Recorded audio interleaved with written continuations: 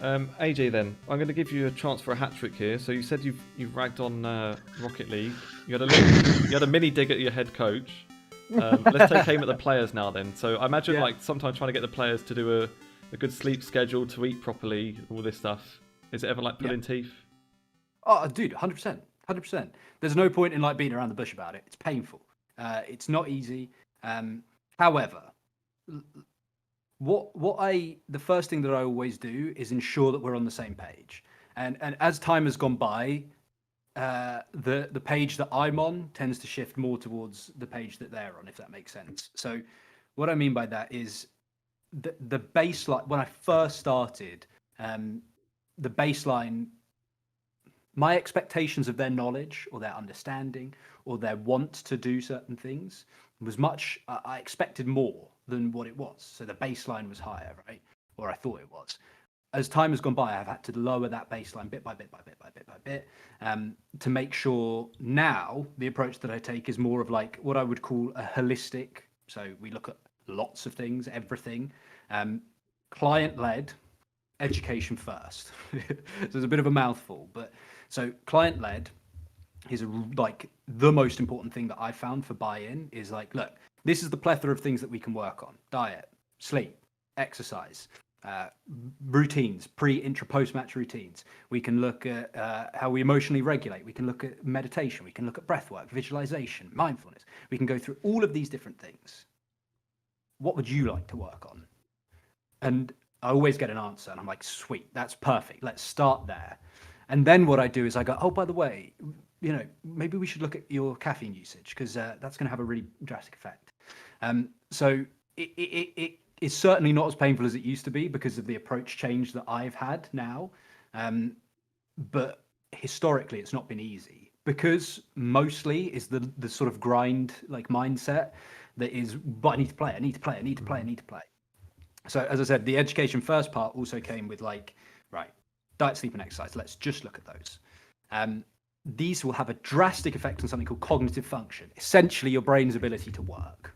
So memory, speed of recall, your ability to learn, your ability to store information, all of these sorts of things. Critical thinking, creative thinking, it goes on and on and on. These three things, diet, sleep, and exercise, will drastically affect cognitive function.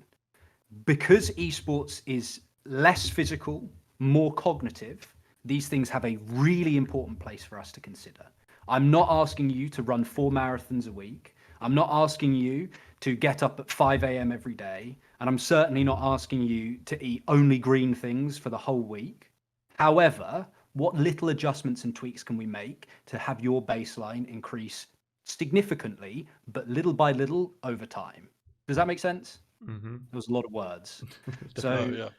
I think that's the key. And for me, that change in approach has been the most important thing. And I've seen drastic change in growth in terms of my work with them as esports athletes over time.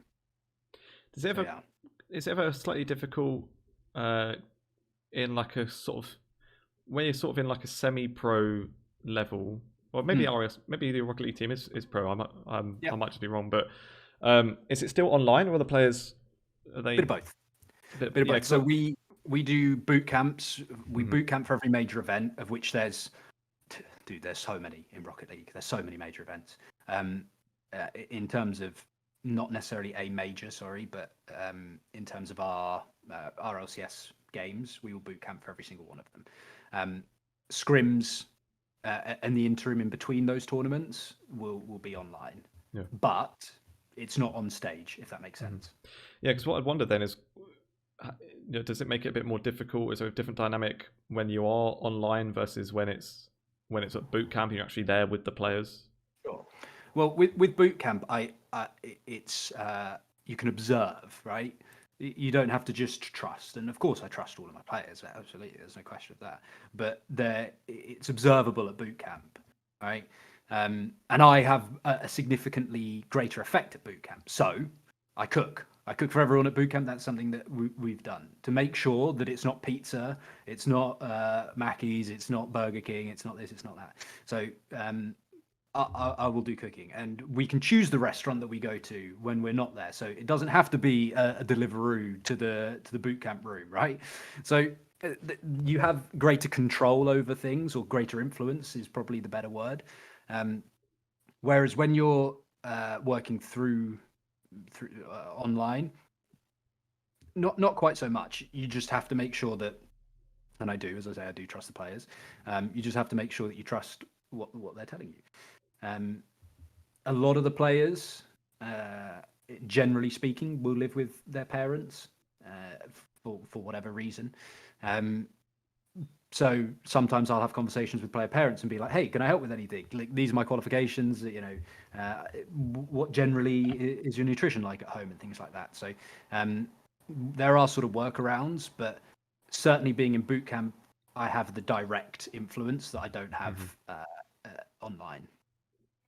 Is there ever like, I'm just thinking back to there's a famous League of Legends documentary called Breaking Point Yeah. from a fair few years ago now, where Team Liquid in North America, it kind of starts around them in a boot camp in Korea, where the idea is they go there, and this is back in the day, I guess, when there was less performance coaching as well. So maybe the way they were practicing was probably not ideal. It's just go to Korea where every team is better than us and play against them constantly, and then what would often happen and happen in that case is that they get absolutely smashed over and over again. The team turns on each other, and it's just a disaster. So maybe not to that extent, but is there everything ever a bit like that at boot camp where maybe it is a bit more intense? The players, even if you're maybe not practicing that different, they just feel like I'm here specifically for this. Yeah. Maybe just the mindset's different, and can be a bit more edgy. Yeah. Well, it hasn't been edgy, but I think that's partially because of how we structure boot camps. Mm-hmm. So you take it on the chin. These players are going to literally they don't sleep in the same bedroom necessarily, but they're going to be in the same house. And then when they're not in that same house, they're going to be in the same room because they go to a facility to boot camp, right? So taking that into account, how can we make sure this week is going to be the best it can be? So when we boot camped at Warwick University, we played football, we had gym sessions. We make sure there was some structured routine that was agreed upon by all staff and all players. So you do things to make sure that those scraps won't necessarily happen. But at the end of the day, like, if it happens, is it a particular surprise? Like, imagine if you lived with all of your colleagues for a week straight. You woke up, the first thing you saw was their ugly mug. Like, you're gonna get a little bit bitey. Yeah, it becomes very it can become very you feel very suppressed sometimes in the way you are. People can't speak freely because you're so on top of each other. So just for sure, I mean, probably one of the biggest words in all performance coaching is probably balance, right? And it's trying to really find that balance between being integrated into something bigger than yourself in this team environment where you're all together as one unit working towards one goal, and being on top of each other, stepping on each other's toes, not letting each other get a word in edgeways because actually your point is more important than someone else's, and that middle ground where people feel that empowered, I guess, to speak freely, empowered to help themselves and those grow around them, is that kind of harmonious thing. But I think probably harmony is not quite the right word, because I personally found that harmony is not always great. Like having endless harmony that isn't conducive with having a winning team. Having a bit of fight about you and people calling each other out for their shit, and when someone, because we all get that little bit lazy, we all get that little bit of slacking when, especially when you're winning and everything feels a bit easy, or you haven't actually played competitive games lately, so you're practicing, but people start to slack off because there's actually not really a game to play for yet. It's in a couple of weeks' time, so it doesn't matter yet. But raising the standards through through that kind of breaking some of the harmony is again not necessarily a bad thing, but the whole in-person versus online debate is always a very interesting one, I think. And I think in my experience anyway, if it's done well offline, it's infinitely better than Yes. online in all scenarios. But there's lots of ways in which it's not done well Yeah. on offline, and it's actually worse, and it Yeah. prohibits performance. I also think there is a significant.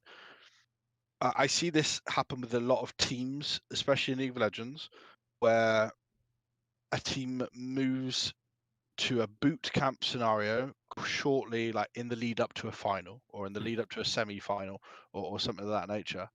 I don't know fully why. I think it's change of environment and change of everything, change of routine, change of everything. But I always found a lull in team performance for 2 to 3, probably 2 weeks, I would say, after a team moves from online to offline. So there's a period where performance is prohibited. Mhm. I guess it's like a bedding in period to an offline environment where actually my teams were often worse when they'd just moved from an Yeah. online to an offline environment for a couple of weeks, and Yeah. then you started to build again. But there was a drop initially before performance started to It's just start so to go up. new, isn't it? That's the thing. When you go offline and you've been grinding, whether it's not on a team or on various teams, and you've always been online, going offline is like such a big change. And I think that change is not to be underestimated.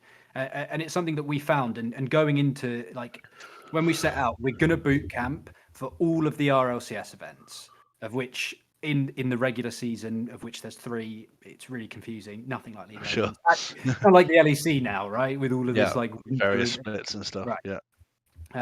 But knowing that, we sort of went into it going, the first boot camp is probably not going to be the result that is conducive to what these players could actually achieve, right? Yeah. So we knew that. However, if we'd have gone, well, we didn't win this one, we wouldn't have got the next result, which was infinitely better than the first result.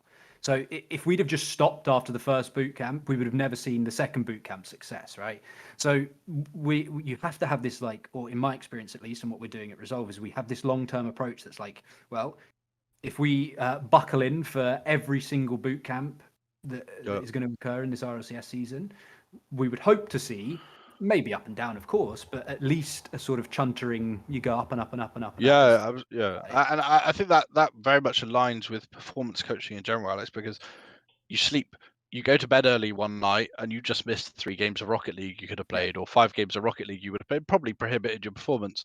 You go to boot camp once, and it's probably you were probably better results wise just stayed at home. Yeah. But you do that over the course of 3 months, 6 months, 12 months, and you get used to doing that and the effects that it has over a longer period of time. Then you start to see incremental gains in your results and performance over a kind of elongated period of time. Yeah.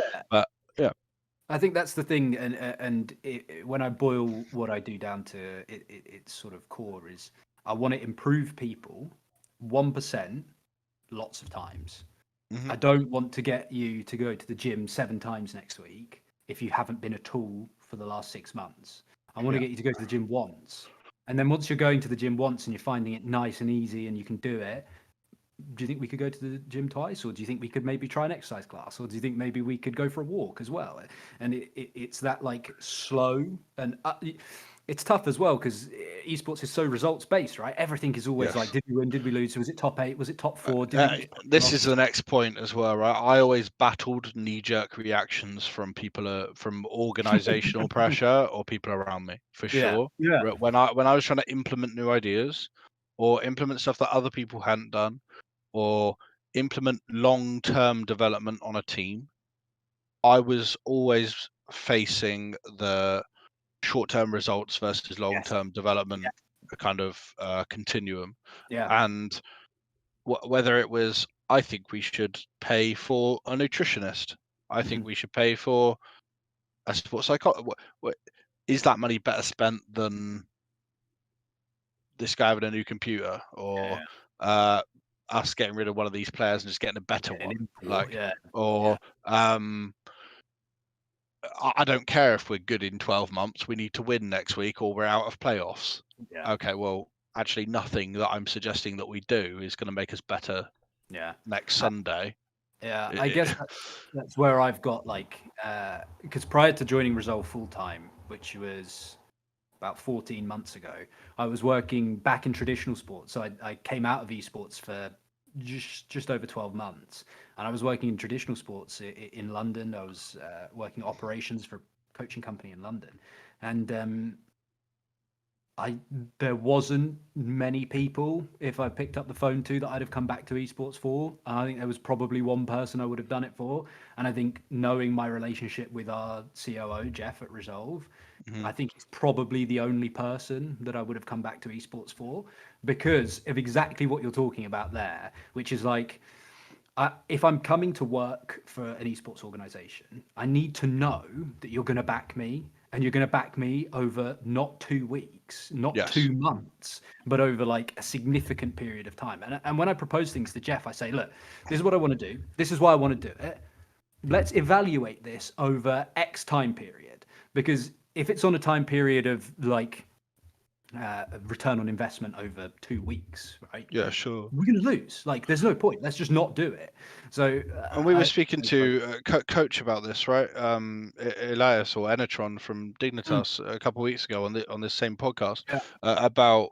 I mean, obviously, it's not quite the same as yours because kind of technical and tactical coaching can have a quicker impact. Like, as in, you could just change your tactics up and win next week, and we didn't last week. But we're starting to see now in the LEC, for instance, a winter split, spring split. Well, winter split and spring split, like, they start and then they're over. You know, you play 9 games, which is like Crazy. 4.5 weeks, right? So you play 4.5 weeks of games from start to finish, and that determines if you've made playoffs or not. Yeah. You played every team once. Wild. Well, what part of your work, Alex, would really have any impact on a team in 4 weeks? You know, I mean, it would start to have an impact, but it would be very limited, right? And you could be the best performance coach in the world. You could be an absolute, you could be elite tier, but if you are judged on those 4.5 weeks, you're useless. You know, and that's and you often are judged, right? We saw 2 coaches in the LEC be 2 coaching staffs entirely, basically. Wasn't it? yeah, two entire coaching staffs disappeared or were removed from the team. We don't know the internal Fnatic circumstances. Fnatic and XL both lost their coaching staffs over the course of just winter split. Well, winter split was 3.5 to 4 weeks long for those teams, and I mean, we spoke about this at the time, but someone like Youngbuck was there for a couple of years before, so it could be judged on that time as well, of course. But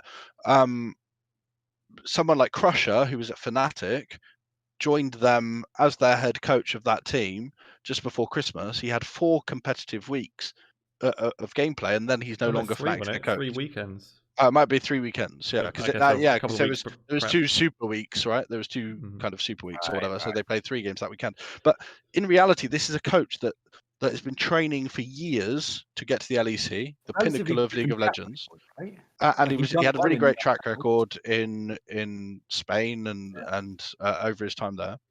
He gets to the pinnacle of the esport LEC, the tier 1 level in European competition. He gets 3 game weeks with a new team. They don't win, and sorry, you're not a good coach. Yeah, is basically what you're faced with, and I'm sure he'd probably bounce back given the opportunity. But it's really difficult for teams that teams judge or make these knee-jerk decisions based on such short-term results that you are not getting an accurate result. They may turn out to be right decisions. They may turn out to be wrong decisions. But really, to judge that over such a short time period means you don't have a clue whether that's a good coach or a bad coach over that period of time. Well, it's kind of crazy, isn't it? Like, I would love to say like it's a symptom of the industry, but we do kind of see it in traditional sports as well, where these like still to this day, this like heavy results-based analysis, and like what Jeff and this was like one of the big selling points for me to work for Resolve was like, we're here to improve the lives of the individuals that we're working with. Like, that is why we want you. We could have got a League of Legends team. We could have done this. We could have gone into this game, but like, this is how I've chosen to allocate this budget, and it's on you, because what we want to do is we want to create an environment where people are better when they walk through the front doors of Resolve, and even if they walk out, they are better than when they sort of came in. And that was like, well, okay, I'm in. Like, you got me at that. So yeah, sure. And that's the big sort of sell for me. just on this 3-week split thing in the Mm. LEC, and I guess maybe it could have been a problem in other games. I guess like games, for example, like Counter-Strike, where it's it's Oh mostly yeah, sort of or short games have tournaments, tournaments or whatever. Yeah. where you might have a couple of bad tournaments and actually think, oh, well, we might as well make a change now, and then the next tournament we might win it. So it's something, maybe it's a new problem for Elite C, but kind of getting it from the player's perspective as well. So I've got a couple of quotes here. So this is from Vetio, who was Excel's mid laner, who's since been benched, and there's 2 tweets here. So the first one was, I think, either during or just after the winter split, as they were heading out of that. And he tweeted, he said, "I've never felt this bad since I'm a pro player. Confidence is all I have, and I lost it all. We have, so this was during the split. He says, we still have next week, and I'll do everything I can to fix what I can, so we can at least show, so we can at least show what we're capable of. I'm sorry, but I believe it is not over." And then after he got benched, he said, "I've been really far from social media in the past 2 months, so I want to express a bit how I feel. I've been depressed since winter split, and I don't know how to get better if I'm not winning. I think it's time to take care of myself." So, and this may be an extreme example. I saw one person say it's very French, which is Sure. could be funny, but I mean, it's still, if someone's saying that, it could be like serious. So, Right. how do you approach, I guess, kind of getting not even a player that's necessarily gotten to that extreme, but just trying to prevent the players from Right. feeling that much stress when they do know that literally if they don't have a good 3 weeks, then they're out of the tournament, and then they've got another 3 weeks to try and fix it later on. And especially as when you're a rookie and things like this, it stretches beyond that as well, because like I remember that kind of feeling where you feel like if you get the dreaded benched word come to you, that not only does your current employment possibly end, and that's your job, that's your livelihood, that's how you pay all your bills, that's how you pay for everything you got, your chances of being re-employed at that level again by other teams because you were a failure or you failed are actually also take a hit, and that's a very, very hard thing to deal with as someone who's worked very, very hard to get to where someone like Vatio's got to. He's like burst on the scene as a rookie, an LEC level, very, very talented. Obviously, that talent hasn't disappeared because he's had a bad winter and spring split. His circumstances might have changed. The surrounding kind of environment maybe not setting him up for success, but the talent has not dissipated and just drained out of his feet. That's still present. It's the environment and the situation he's in is not working for him to be able to show that, right, Alex? But I mean, maybe you're better at taking this this point from Lee about how do you kind of avoid these scenarios. I guess again, like my answer is going to be under the guise of slightly longer term than 3 weeks, if you want the honest answer, because in a similar way to burnout, like the times, let's say you've got a consistent problem with your back, and you go to see a chiropractor or an osteo. Chiropractors can't work on your back when you're in agony and you can't move. Like that isn't the time where a chiropractor can do their regenerative work. It's when the swelling's gone down or the muscles in slightly less pain and things like that. Then you can go, right, how do we manipulate? Can we massage? Can we do this? Can we do that? So as someone who goes to a chiropractor, what my chiropractor tells me, and I think this is a nice analogy, is like you might have a flare up with your back, but bizarrely the best time for you to come is when you don't have back pain. Because that's when I can do work for you, and that's when I can make sure that your back is aligned and make sure you're not misaligned in this scenario, right? So when it comes to things like burnout, or I don't want to talk about mental health too much because it kind of isn't an area of particular expertise of mine. So what I try and do with things like burnout and stress is build up a scenario where if stress or ill feelings do arise, you're equipped to deal with them in the best way that you possibly can, right? So, for example, for burnout normally comes with like horrendous routine. Anecdotally, that is what I've seen, right? Is if you get up, you roll out of bed, your curtains are still closed, your bed's behind you, so you jump out of bed onto the chair and you queue up for League or you queue up for a game of Rocket League, right? This is like a disaster for burnout and these sorts of scenarios. So the question for me with the Vetio stuff is like, was he put in a position where he could succeed? Did everyone around him do everything they possibly could to put him in a position to succeed? The worrying thing for me with that tweet was more along the lines of like, you said something about feeling down, and I don't know how to feel good when I'm not winning. Mm-hmm. Like that's again another recipe for disaster, right? That's a dangerous sort of outlook to have. But a very common mindset for a lot of professionals, right? Like that's so result based that if you are not winning, everything is awful. Like life is awful. Our team is. I don't want to be around my teammates.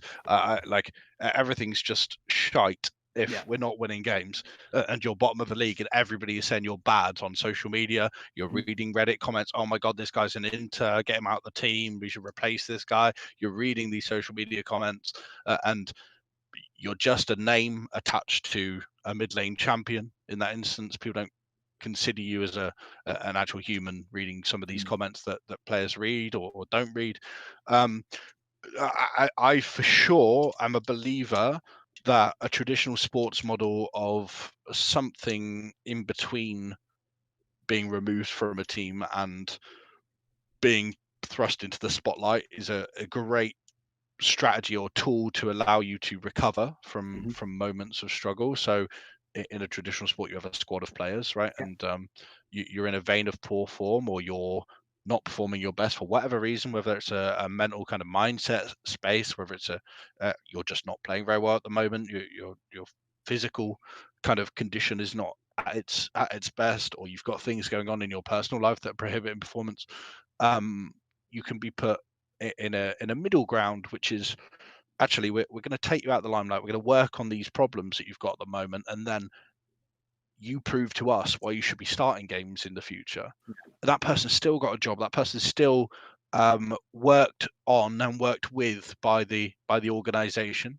And I mean, this does happen, but we're very used to within esports the benching term not mean benching, means terminating from the team. Yeah. I guess so. To link it back to to our first episode as well, talking about contracts and things, like in league, I guess most of the players they get benched in this sense, and they're losing a bit of their wage as well. It's not like in football where you could be injured for 6 months, you're still getting paid every penny that's in your contract. So, and I guess in Vethio's one as well, like we've been saying, where you kind of need to have that sort of buy-in where you have this process around the team where you might say, okay, if we go out of this 3 weeks, it's not the end of the world. We've still got 2 more splits. We just want to keep improving. Yeah, that's exactly what someone like that needs right now, is an arm around the shoulder to say, look, you're not off the team. We're going to build a scaffold around you now with someone like Alex in his case is really building you up to really get the best out of you again, because we know how good you are, we know how good you can be. Okay, you've not been it for the last 6-8 weeks, whatever it is, but we need to really dig into those reasons as to why not. And we're going to take you out of the limelight. We're going to take you off of the stage for the moment, and we're gonna this is the kind of process in which we're going to adopt to work with you to get you to the very best Vethio that we could that we've seen in the past, and why we actually signed you in the first place. I'm sure a lot of that kind of depressive state stems from his belief that people think he's bad, his fear of not being on the team ever again and being kicked off the team, the beyond that fear of perhaps having to play at a lower level again, and not being able to play at that tier 1 level that you've dreamed of for so long and worked hard to get to. So the compounding of all these worries, when those worries are lifted from you, and you're provided some level of certainty around your contract situation, around your team situation, around your status as part of the team, and then there's a process of what does the road look like in front of me, as opposed to where am I falling to? And I'm going to be, because a lot of these players are left on their own, right? They're not. There's not a process put in place for a lot of these players. A lot of these players is, well, we're going to invite you into this chat with the manager and the coach, and we're going to tell you why you're not, we're going to contract you, we're going to terminate your contract, right? And that's a horrible room to sit in, and I've sat in that room myself, but on both sides of it, having to tell players that perhaps you're no longer part of the team, or being told myself that I'm no longer part of a team. And it's a really nasty, not very nice place to be in, where you don't feel like you've got the right level of support and people's words that they said, we're signing you for the long term, we're giving you a 3-year contract, 2-year contract, whatever, really meant nothing. Your trust goes for those around you, and you become very distrusting. I think you speak to a lot of people that have been in esports a long time. Everyone has horror stories of some description or another. But I truly feel that a process in which that reignites that level of talent that you saw in that player when you signed that player should be the steps in which are taken for those kind of situations, as opposed to we're gonna rip up the contract and get a replacement. You know. To be fair, if he might have been told that it's a project and we're looking to build and throughout the year. Yeah, and he might have been told for that all by we a young know buck about who was out the door. So well, yeah, exactly, yeah, and that project in reality should be aligned between the sports director and the coach. Obviously, the coach has changed; things may have changed. He may have been signed on Young Buck's recommendation. Young Buck no longer being there. All of these are really assumptions, and for all we know, Excel could be building on, could have put a process in place in which Vethio is due to make a comeback in the future. We don't know the individual circumstance, but I know a lot of situations. We're using Vethio as an example where the situation when a player is in that kind of state, the next steps are, this person is no longer with us. Thank you for everything you did for us, and that's the end of their journey with that team. The one thing, and I generally hate to speculate because we as observers, we generally go for you probably didn't do that right. You probably didn't do that right, and we tend to err on the side of like organization bad, player good, and maybe that is like fair, maybe. But one thing I would say that was kind of like a little red flag to me was I'm pretty sure Abadage was signed at the start of the season as a mid-lane start. So did XL see something that they didn't like, sign the player anyway, and then intend on replacing? Who knows? It's incredibly hard to say. The one thing that I can say for sure is he definitely sounds like he needs support, Vethio, in the way that he's tweeted there. I don't know if XL provides him the support. To be fair, I know their new head coach Hedon. I know is like quite big on the like out of the game stuff, like the the normal thing like sleep schedules and eating right and exercise and that kind of thing. So, for all we know, it might be better than what they had before. It's just a purely performance thing that they thought they'll chuck in Abadage and see what happens. And there's a part of me that gets it. Like I've been in a situation like this before that you can. Not necessarily to judge any one individual, but you can see that something isn't working. And when you can pinpoint what's not working for whatever reason, practice hours aren't good enough, you're not training effectively, you're out with your missus 24/7 and you keep skipping scrims, whatever it might be, of hundreds of variables. Like the situation is understandable when you know more about it, I think. And listen, this might be like me being too in favor of organizations here, but like, so from my experience of being org side, so much is going on in the background that no one ever knows about until you see the headline that so and so is no longer a part of this, or so and so has been dropped or benched or anything like that. So, but really, what I do think is that what is just a fact is that we see more of these scenarios where a player is benched from a team turn into a termination of that player being with the team, as opposed to a redemption arc where that player has been supported by an organization to the point where they've come back, they've regained their starting spot, and we see the best of that player again. We see way more of the opposite of that, which I would love to see more scenarios in which, okay, Abadaga and Vethio is working hard with a certain process, with certain coaching behind the scenes to push his way back into the team, leaves XL with a really tough decision to make around who's going to start, and that they're vying for a place, a healthy kind of rivalry, vying for a place, and XL ends up with two really good mid laners, and Vethio gets a shot and gets to actually really display that level of talent we've seen from him in the past. And is not just left while at rock bottom in a kind of pool of his own self-doubt, often happens to players. All right, I've got maybe just to start winding things down a little bit. I've got just a couple of random questions on the end that aren't really linked to any particularly bigger topics. But one of them is, and this actually links a little bit back to the the episode with Enatron that was around just coaching in general and about how hard it is as outsiders or as fans to really know, particularly in esports, how well a coach is doing and how much of the team's success is down to the coach. I'd take a guess that in your kind of role, it's even harder because it's not like, oh, they're winning games. It must be the head of performance that's doing that. I would maybe guess in your case, it's even more just like word of mouth. Like I remember when you came into the UK League of Legends scene, there'd not really been a team that had a role like yours before, and everyone was raving about you about doing this. And then it looks like even now, like you're talking about at some higher levels, it's still not even done. I mean, even to go to like the worst example, the stuff with Evil Genius with Danny, where and if you don't know what's going on there, just Google it and read the whole thing because it's I mean it's a horror show. Really sad after reading all of it. Yeah. It's dreadful, isn't it? So I mean that's obviously the other example where it goes so bad that you figure out that they're doing a terrible job. But I mean like from the outside, when you're looking at other teams, how do you get any kind of sense of what teams are doing that kind of stuff well, or is it literally just when you hear someone talk about it?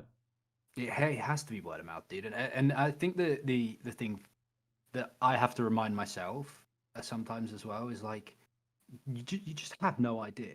Like you don't know, you can't know, and it's maybe you have more of an idea in League of Legends because you can certainly analyze League to an extent that you might not be able to in Rocket League. But for Rocket League, you're taking a snapshot of 20 games over a weekend, maybe like 4 or 5 series, let's say, and you're supposed to make a snap judgment on a coach or even on a player on these sorts of grounds when there are so many variables. Maybe this player just broke up with their long-term partner. Maybe they are at uni and their housemates kept them up all night. Like, how are you possibly in a position to make a judgment? It's really hard. From the coaching standpoint, I can't see a well-coached team because my game knowledge for any of the games is not up to scratch, right? So I can see teams win and lose, and I can see teams playing well and not playing well, but it's hard to see a well-coached team and a poorly coached team. There are for sure things that esports coaches in whatever game need extensive work on, and not to say I'm the holy grail of coaches and I'm like a god to you mere mortals. That's not at all what I'm saying. What I am saying is this was part of my education, and coaching was a job for 13 years across different levels and things like that. You look at traditional sports, you're not getting someone who's just watched a bunch of football. Well, apart from that one team I think it's in France. Yes, it is. Yeah, Football Manager genius. Yes, but for the sake of my point, let's ignore him because that is a extreme minority. An anomaly. Yeah, you don't get a bloke who's just watched a bunch of football, and maybe they've analysed football incredibly well. You don't get that person just go and manage a top tier team, right? And things like that do happen, whether it's ERLs or not. There is a foundation that is skipped in my experience for esports coaches. Mm-hmm. How do we deliver information? How do we structure a week? Have we set goals? Do we know how to set goals? Are we effectively setting goals? Are we working as a team and individuals, just individual? Like all of these things tend to be skipped. There's a layer at the bottom of a coaching pyramid where people enter on the expert, like the analysis is, and let's say the analysis is fantastic. This is also a scenario that is true. Their analysis is brilliant. Their game knowledge is unparalleled. But if you can't properly and effectively impart your knowledge in a way that not only is good, but also good for that one individual that might not be good for that individual. Yeah, you're not a good coach at that point. Right. Yeah, and I think we also, in our previous episode, Lee, we had a bit of a discussion about the kind of qualifications, right? Because there's been a bit of there's been a huge amount of backlash in the past when people say, I think we should introduce a coaching qualification for League of Legends or esports or Rocket League or whatever. And a lot of that is because people don't want their job at threat because they don't have X qualification, which is fine. And my answer to do you think that qualification would be good or necessary is I mean, it's not necessarily, in my opinion, needed for all coaches, but what it would do is exactly what you spoke about, Alex, which is it raises the floor as to what level of understanding you've got to have of coaching to be accepted into the role, and removes this. I think it's really surprising when you look at some rookie talent that have been around a tier 2, tier 3 level for a couple of years before they've kind of made a breakthrough. What kind of mindset and bad habits that they've picked up from the way they've learned and what they've learned to that point, the way they practice, the way they and these are rookies that are almost meant to be a blank canvas, but they're starting at a deficit because of kind of poor direction given to them beforehand. It's purely just individual talent that's got them to where they're at, and actually they've been up against it rather than propelled to that kind of point. But there are for sure coaches that I've observed, because after I came out of the LEC, I was always a someone who tried to boost my own regional scene, being the UK scene, and I worked with several teams of a kind of tier 2 level, UKLC level at the time or whatever, where I kind of shadowed other coaches, gave pointers to other coaches that were on the way up or working through that, and some of them had all the tools to really succeed and go on and push further. Some of them I always had to tear down the way they're thinking and restructure it entirely, because it was damaging the teams that they're working with as opposed to improving. Even if the intention is correct, there was more damage being done than growth, and what a playing field of raising the floor would do would kind of drown out the ability to work in positions of power or growth or whatever, where you don't have that skill set to do so at present. I think the idea of an esports coaching qualification is fantastic. Like, conceptually, I really like it, because what it should do, as you say, is there's some saying about rising tides and ships, and I always get it wrong, so I won't even try and quote it. But, the idea that it, like, we live in a very fractured, I don't want to say society because that goes a bit too deep and almost existential, but we live in a fractured industry in which people are constantly like, he's rubbish, he doesn't know what he's doing, they're awful, she's dreadful, don't know what they're talking about. Well, maybe it's a good idea to help each other and to give some advice and try and offer support. Like, one thing that I do a lot at Resolve and have done since I've been here is like helping the coaches and be like, look, an example I used relatively recently was like, think about when you're going to give an answer to a question you pose, right? Do you want to help them come to a conclusion, or do you want to give them the answer? Because there's a very clear strategy that you want by giving them the answer. Like, something as small as that is just having that, like, hey, I think it would be really good to give them a bit more agency and maybe answer the question themselves, empowering the players and giving them maybe even a bit more motivation when you go, great, you got the answer right, awesome job. Something along those lines, like just being able to offer a little bit of advice and a little bit of like, maybe we should think about doing this, instead of like, get rid of him, they're rubbish sort of thing, It's not always helpful. But I guess part of like a qualification thing would be just like who is in charge of that, like who do we trust? It's not like, I guess with football you've got the FA coaching badge, and the FA's probably been, actually, I don't know, probably 100 years or so, if I had to guess. You'd maybe trust them a little bit more to do something like that. Crazy. Yeah. But yeah, I mean, I think if you look at something like the FA qualification, it's not there to judge is Jose Mourinho a better coach than Pochettino, or it's not to judge elite coaches one versus the other. It's to ensure that as you raise through the pyramid, a basic foundation of understanding is there, and you are capable of growing and developing people around you at that level you're operating at, so that you can't just enter at a level way beyond your pay grade off of 20 people on Twitter said you're the best coach around at the moment. And I guess that's the thing. Sorry, Fan. No, I for sure in my career, way too much actually, felt that I mean, my coaching practices I could judge and felt like those people around me close to me would judge, and that would be part of my success. But I always felt a weight that the public perception of how you are performing and the social media perception of how good you are as a coach or whatever it may be, was held way too much weight, both to your employers, to players who might want to or not want to work with you in the future, and was very conscious of that one. I probably should have ignored it completely, and perhaps wish I had. Yeah. But that like it's like Kevin from Manchester being able to tell Man United that Ten Hag shouldn't be their manager anymore, like, and he's a brickie or something like.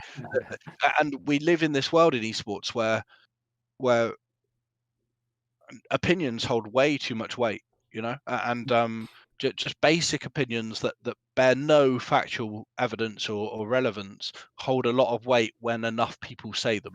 Yeah. Yeah. And well, look at when LS was going to be the head coach of T1. Yeah. And their fans literally revolted. Partly, part of it might have even been like a homophobic issue, but part of it was that they said, "Oh, he was never a top pro. He's not good enough to coach our team," and the org bottled it, and they gave him a different role instead. So yeah, sure, which is ridiculous, right? Because whether he was or whether he wasn't, the judgment of what T1 was looking for in a coach, if that was met by LS, he should have the job. Yeah. Not how many fans said we don't think. How are they to know how good a coach he is? Has he ever coached any of them? No, of course he hasn't. So what I mean, based on what I've seen of LS's coaching from a part of the kind of work that he publicizes, I wouldn't think that that's a great coach, right? In terms of what I would ever see there. But there's a set of parameters that T1 should be judging who they want as their next coach by. What do we want from our coach? And is this person able to provide that? Well, that should be displayed in whatever recruitment process they're doing. And if that is then, okay, he ticks every box, then great. That's great for the team. Not does 15 more fans than say yes to should we get rid of him than no on a Twitter poll, and really that's almost what it's coming down to sometimes. That's right, because they won't be able to vote now when you've got to pay for it on Twitter. Well, yeah, well, that's true. Elon Musk is doing everyone a favor. Right, maybe one more question, a light-hearted one to end on. So part of your stuff that I've seen, AJ, is partly around nutrition and making sure they eat right, like you said, cooking for them at boot camps and whatnot. Yeah. What's the worst thing that you've heard a player maybe having to eat? Like you check in for the day and say, "Oh, what do you have for breakfast?" And it's, I don't know, jelly beans or something like that. What's the kind of worst horror story there? There's plenty of them, honestly. So it's kind of hard to even single out one sometimes. I think like the classic sort of common thing is just like the frequency of takeaways. But we worked with when I joined Resolve, we had a French roster for Rocket League, and there was one player on that roster called Sizen, and Sizen didn't eat anything other than chips and pasta. That was the two things that he would have. So on that boot camp, when this was the first time, I'm maybe like a month into working at Resolve. On that boot camp, we're eating, if there's 15 meals in the 5-day stretch, like 10 of them in Mackey's, because in France as well, we're in a beautiful country with beautiful food, and we're going down Mackey's. Literally the culinary capital of the world. Exactly. 200 years of a lovely healthy meal at Mackey's. I think the thing with the nutrition stuff is like, and the thing that like baffled me the most with it is I was very lucky where my mum growing up was fantastic when it came to like understanding food and nutrition and diet and this sort of stuff. But the baseline knowledge of nutrition and generally what is good is so frighteningly low, like so frighteningly low. We had a player like recently, eat pretty well. Most days mum will cook for me, so I get really good food. Awesome. Would you be able to like talk me through the meals? Well, they're just so varied. I couldn't give you a blanket answer to that. Sure. Generally speaking, if you were to say what sort of colours are on the plate, Brown. Anything else? The beige banquet. So, I guess dark brown. It's like shades of brown and beige was making up this player's dye. I was like, okay, maybe we need to do a little bit of work and just bring in a little bit of color there somewhere. So, yeah, I guess it's just like the baseline is pretty low, you know. Mm-hmm. Yeah, no, it is, and I think again this stems from I think if you're ever you ever get to a semi-pro sports level in pretty much any sport, you've already broken that baseline of probably the majority of people's nutritional understanding. Yeah. The majority of people's understanding around exercise and physical kind of just well-being. You've probably got some level of mental kind of resiliency and capacity for competition. Mm-hmm. That isn't always the case in esports, right? And that's where we do differ is that you can get people that are not from any kind of sporting background, have never really had to think about what they eat, never really thought about exercise or what they do from a physical kind of well-being, gets to a professional level, Mm-hmm. and then start with Yeah. someone like yourself, Alex, or a kind of performance team around them that is starting them from where a 8 or 9-year-old would probably start at if you were thinking about like, I want to be a professional footballer, right. and they start in their kind of Arsenal or Man United academies, or they're working their way up through youth systems in sports clubs or whatever. Mm-hmm. That level of understanding of those kind of holistic development pillars Mm-hmm. happens then at kind of traditional sport level, but doesn't happen until you're already a pro in some cases in esports. Yeah, and it's interesting because one thing that I've started asking in the like what we would call like the pre-onboarding stage. So, you know, we're interested in signing player X. Let's get in a call with them and their agent and any other relevant parties, and we can just chat. As I said to you earlier on in the podcast, one of the questions I've started to ask is like, do you have any experience in traditional sports? And that's not to say if you don't have any experience, sorry mate, resolving. You're out. Yeah. It's not that at all. It's just in my experience in the last 4 or 5 years of esports, it's like an interesting signpost is like, what is your experience in a traditional sports environment? Because that can be telling to, for example, how you might look to problem solve in a team environment. Someone who's been entrenched in traditional sports might have a slightly different approach to that than someone who's never been in a traditional sports environment and never been in a team environment. Yeah. And it might be that, yeah, I played traditional sports. I was a tennis player, I played singles my whole life. Yeah, and you never had to deal with the fallout from teammates or and the reason I asked that question, as I say, is just to figure out like, where are you at currently? Like, is this something that might crop up, and if so, how do we effectively plan on dealing with that if this is a scenario that occurs? And I think traditional sports is a really nice, just soft signpost to certain directions. Do you know what I mean? Yeah. No, agreed. Cool. Well, I think we'll more or less wrap up there then. I do want to just apologise to you, AJ, as well, because I can't imagine you were too pleased watching me sip a coffee for last 2 hours from like 7 p.m. onwards. I'm not gonna lie. When I saw when you said I'm just making a coffee at 6:30, I was like, oh no. Yeah, I'm aware of it. I know I'm not going to get to sleep now, but because we were doing this, I want to be on. You know, on the ball. I usually wouldn't. After like maybe 3 p.m. ish, I would try not to have any more. But so apologies for that. I knew that wasn't a good idea going into it. Just remember the half-life of caffeine. It's always catches people off guard, the half-life of caffeine. What's that? Should be 4 to 8 hours, and some people say 4 to 6, some people say 6 to 8, but there is a half-life of caffeine where the majority of the effects of caffeine will wear off within a certain time window, 4 to 8 hours. Obviously, that's dependent on body weight, adaptation to caffeine, things like that. But when, I stopped drinking caffeine at 2 p.m., I'll be the last cup of coffee I have for the day because I want to be in bed by, this makes me sound significantly older than I am, by about 9:30. So all of the caffeine, the majority of the effects of caffeine have worn off by the time I get to bed and ready to sleep. So, and people are like, oh my God, I had a monster at 7. I was like, yeah, no wonder you're awake at 4 a.m. brother. No, agreed.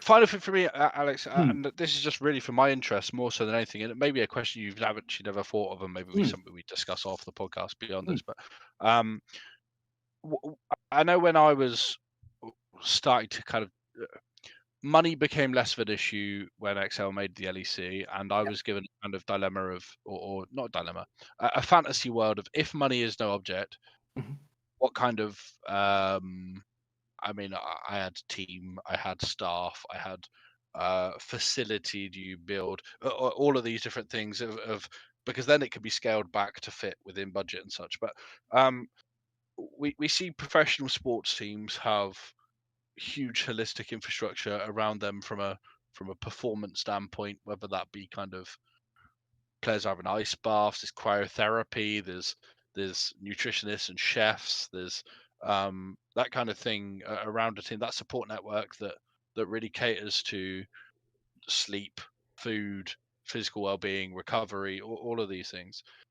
Do you have like something in mind that you've got an esports team over at Rocket League, League of Legends, anything like this? If money wasn't an object and kind of I guess finding the right staff wasn't an object, what kind of like performance structure would be around that team in a dream esports world? Yeah.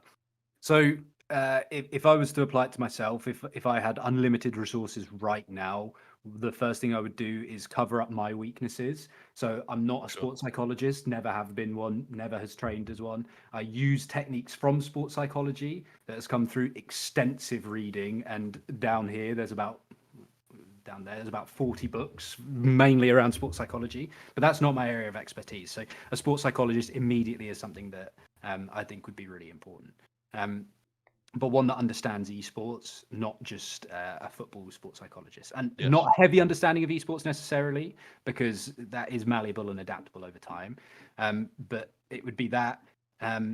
Obviously, for me, I try to get as many strings to the bow as possible. So I have qualifications in nutrition, in exercise, in mindfulness, so like breath work based sort of stuff. So those are all important facets. But it would be, I would want a facility in which people would commute, not like a London commute, but like maybe a 5-minute walk from their own place in which they situate and live. I wouldn't want a live in and play situation. That would be bottom of the list for sure. Then sports psychology would be another really important asset. It would be sort of ability to exercise, ability to sleep well.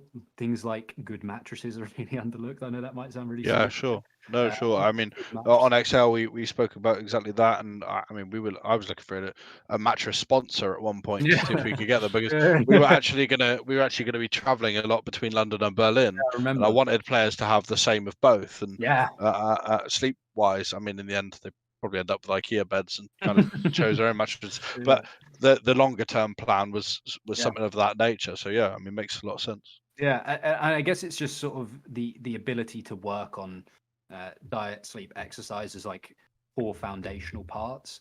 And again, like it doesn't need to be super complicated, and people love to overcomplicate those particular 3 areas. Is like getting the right amount of sleep for you, reducing sleep inhibitors are like the 2 most important things in my opinion for sleep. For diet, it's splitting your plate into 3: a protein, a carb, and a portion of fruit or veg. Normally, fats come with those in some capacity, so I don't tend to too much on that. Plenty of water for the nutrition side, and then exercise is mostly for me. It's doing something consistently that you enjoy, like not having to go for a 5K run every day because you heard that was the right thing to do and you hate it. Like, so I think it would be around those things. Really, is a decent living situation in which you commute to a workspace where you practice. And then help around sports psychology, help around diet, sleep, and exercise would probably be the quick sort of answer to that question. Yeah, sure. No, thank you. Maybe one more question. What would be, just for a regular person as well, because I guess there's stuff that everyone could be doing like this that just help your everyday performance. Mhm. If you had to recommend one thing for people to do or change that's preferably even one that's easy, that's not a lot of effort, that would you think could have a good impact for basically anybody? Yeah. Well, the one I think is the nice one, because most people struggle with sleep. Sleep isn't always easy for everyone. There's a couple things, and that's probably the most common thing I experience that needs work in esports is sleep. So I guess I'll answer it under that lens, because it's quite hard to answer in a broad way past that. Sleep, some of the most important things to remember is you can't always control the time you go to sleep, but you can control the time you wake up. So let's focus on getting regularity around your wake time. So you can control that by setting an alarm and getting up. Obviously, it's not always that easy, but there is an element of simplicity to that that's really nice. Once you are awake and you've got some sort of regularity, so let's say you set a wake time for you is 7 a.m. Staying within 1 hour of that every day is ideal. So I get up at 6:30 every day, Saturday and Sunday, non-working days as well, because that regularity is really important to make sure that your sleep-wake cycle, your circadian rhythm is in a good spot. Once you are awake, making sure that upon waking, you have sunlight and movement. That is another really important thing to make sure that your sleep-wake cycle is in a good spot. The moment your eyes receive natural light, sunlight, and it doesn't need to be 30 degrees, beautiful sun. A grey day also has a decent amount of sort of light lumens. Your body is now ready and prepared to be awake and starts the right hormonal functions and hormonal secretions to keep you awake. So I know that was not such a quick answer, but to recap, it would be regularity around wake time. Then once you are awake, sunlight and movement. Mm-hmm. Yeah, because I heard about the wake time as well. Because then isn't it like, because I guess a lot of people get things as like, I have to sleep X number of hours per day. But then if you do that, your body kind of tells you in the end, once you get in the routine of always waking up then, your body, you'll feel tired at a certain time. And that's then the time you need to go to sleep, because your body knows when you're going to wake up. Right. Sort of. And the circadian rhythm, the sleep-wake cycle is so complex. And there's so many like moving parts to it. But the sort of regular themes that research has consistently suggested is sunlight and regularity make a really, really important, play a really important role in all of that. So the sun is, or sunlight is literally how our body prepares to be awake. That is the sign. And if you take it back years and years and years, hundreds of thousands of years ago, we were awake when the sun was awake, sort of thing, right? Mm-hmm. So the sleep-wake cycle is a really important feature for that. Yeah, fair enough. And maybe just before we fully finish then, I'll give you a chance to maybe shout out your stuff, because obviously you're doing the work at Resolve, but I think I was having a look through your TikTok and that. It's pretty prolific. There's loads of stuff on there. Yeah, I try, man. I spend a chunk of time trying to put content out as much as humanly possible. So it is mostly AJ__Davies on everything, Davies. I think it's Instagram has one less underscore. Someone's sitting on AJ_Davies, dude. I didn't think there was that many AJ Davies out there. But yeah, that's the best place to find me. For content side, it's Twitter, more so TikTok, Instagram, and YouTube are things that I pump out 4 or 5 times a week in terms of short form content. So if you're interested in performance stuff, hopefully that would be a good place. Lovely. We're on TikTok as well, so a shout out for ours. Follow that. Follow all our stuff, our Twitters. They'll be on the screen as well, the personal ones. And obviously you can follow the podcast and subscribe to it on YouTube and everything like that as well. And that'll do it then. Thanks for listening. Thank you, guys. Cheers.